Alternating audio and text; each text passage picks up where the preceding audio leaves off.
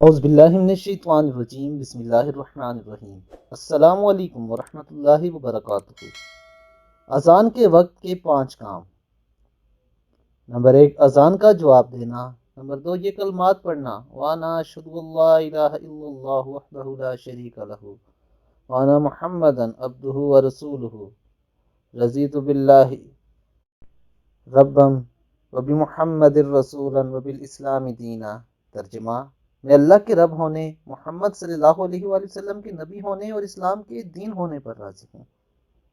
Number 3، اذان کے بعد آہستہ آواز میں نبی کریم صلی اللہ علیہ وآلہ وسلم کی ذات گرامی پر درود بھیجنا۔